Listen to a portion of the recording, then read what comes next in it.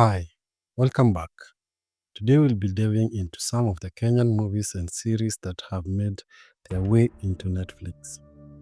Despite their significant investment in the production, they fell short in some basic storytelling elements that could have been avoided.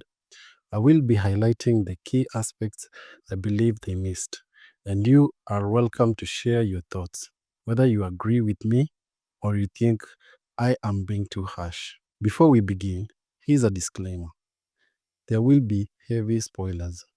If you haven't watched any of these titles, I recommend watching them first or skipping this video altogether. With that said, let's jump into the first episode of this series as we analyze three movies and three series that have failed to meet expectation, starting from bad and working our way down to the worst. Kicking off at number 6 is Country Queen. Country Queen follows Akisa, played by Melissa Kiplagat, an event planner in Nairobi who returns to her village after 11 years, only to find it under the threat from a mining company. The culprit is Ikorok, led by Vivian Sibala, played by Nini Wafera, a ruthless businesswoman driven by greed and a desire to exploit the area's gold resources. The show has all the major elements needed for a strong multi-season narrative: a compelling protagonist, a formidable antagonist, and a central conflict with high stakes. However, it falls short in two key areas. Number one, the role of a queen is to protect her people and their land from external threats. Yet, throughout the season, Akisa is caught up in mundane tasks rather than engaging in central conflict, fighting against Ikorok, the corporate monster looming over her village. Her will to resist is saved for the very last scene of the season, where she finally steps up and promises to protect her land. But this is what she should have been doing from the very beginning. I don't understand why the writers chose this approach.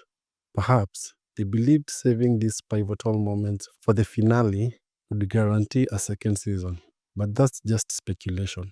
The problem is, if you fail to make a strong first impression, viewers may lose interest before the real action begins.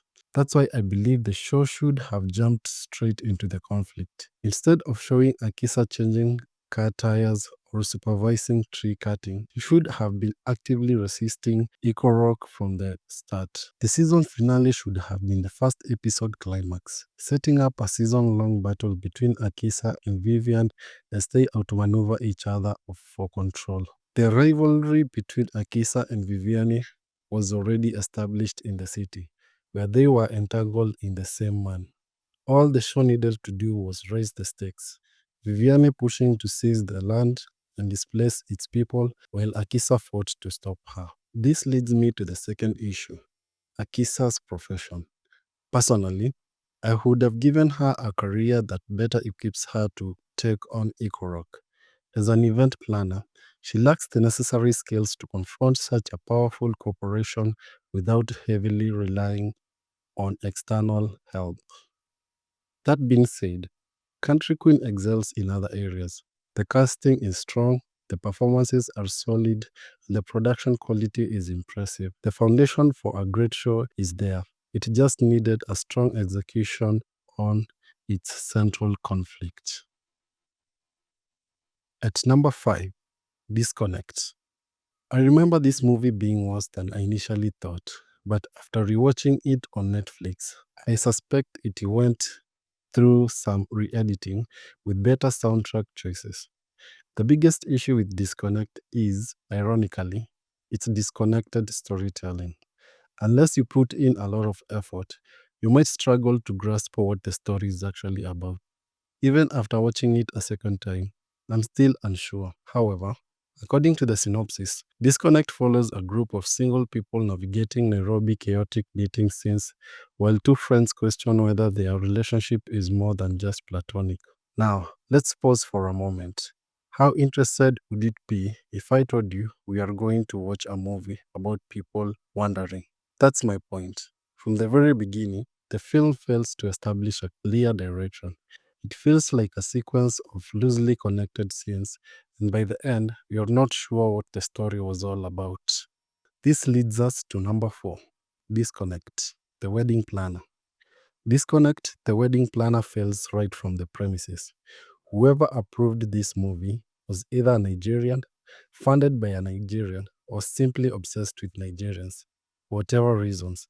Because there is no logical way a wealthy Yoruba couple would choose to have their traditional wedding in Kenya, let alone entrust a Kenyan to plan it. That would be like a Kikuyu, Luo, or any other Kenya tribe traveling to Nigeria for a traditional wedding. It just doesn't make any sense. The story revolves around Otis, whose company is being financed by a Nigerian tycoon. After overhearing a conversation about the tycoon's fiancée struggling with her wedding planner, he impulsively offers to take over the planning, and they agree. Otis then hires a professional wedding planner who promptly disappears with the down payment, leaving him in a predicament where he has to organize the wedding himself with the help of his friends.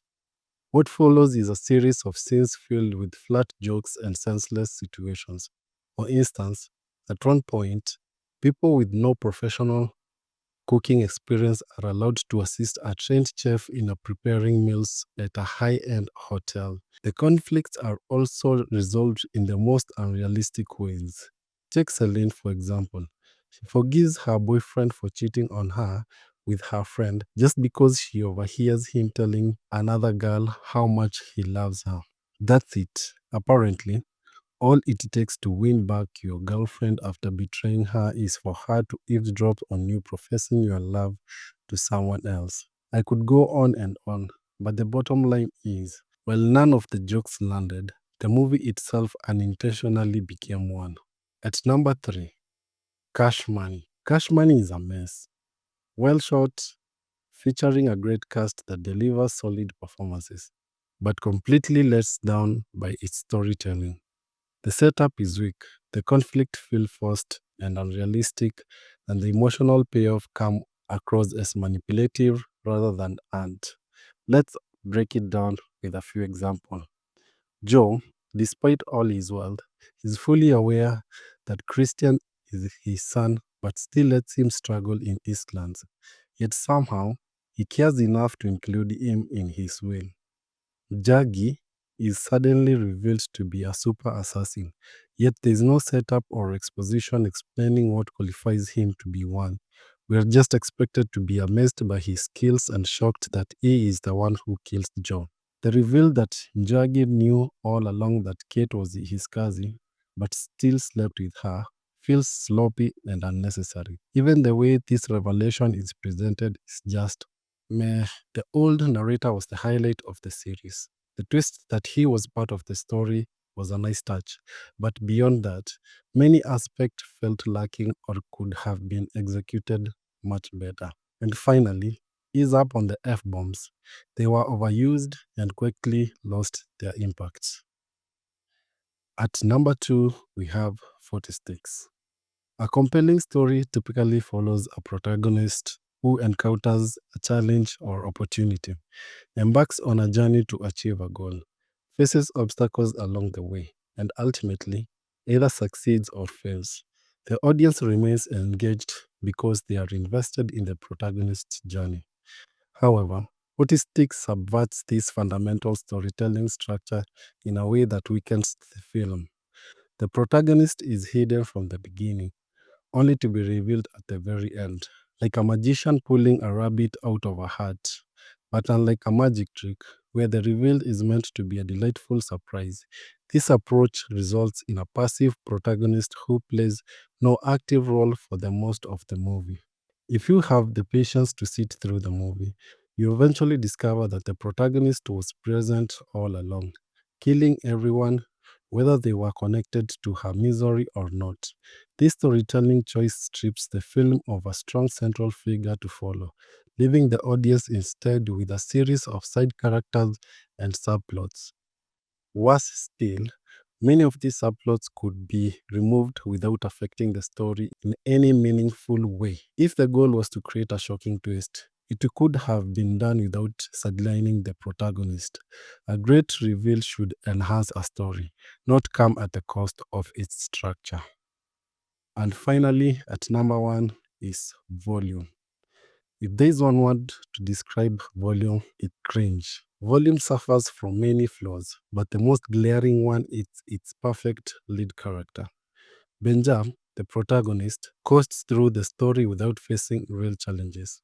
Every problem he encounters is effortlessly resolved by people around him. Let's look at a few examples. He wants to perform in a church. He's welcomed with open arms. He needs publicity. A popular influencer is conveniently sent to interview him. He gets arrested. The same influencer mobilizes social media to get him released. He performs in a club. Everyone loves him and his performance. He needs a career breakthrough. The influencer arranges a meeting with Andrea, a wealthy businesswoman who will elevate his career. He even cheats on his supportive girlfriend, yet she stays by his side. In school, he is adored, so much that even the principal constantly discusses him in her office. If you compare Benja's journey to real life artists from similar backgrounds like Calligraph, King Kaka, or Scam Cardinali, you will see stark contrast. Success isn't handed to them on a silver platter, they fight for it. Benja likes struggle, stakes, and real obstacles, which makes him a dull character. Now, let's contrast this with Castro. From the very first scene, Castro is in charge of his world. Let's look at a few examples. He needs money, he plans a heist. He gets arrested by a Kanjo Askaris. He has people ready to take care of them. Unlike Benja, he isn't content playing second fiddle. He has ambition and wants to break free from his brother's gang leadership. His drive and decision lead him into trouble, and he must figure out a way to survive. Castro is flawed, ambitious, and takes risks. And that's what makes his B story more compelling than Benja's main story. The lesson here is perfect characters are boring. If a protagonist never truly struggles, the audience has no reason to invest in their journey.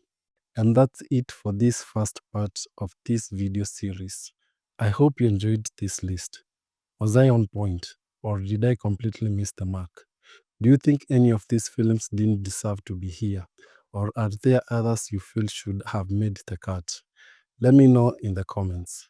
And if you liked this video and want more content like this, don't forget to hit the like button and subscribe. Until next time, goodbye.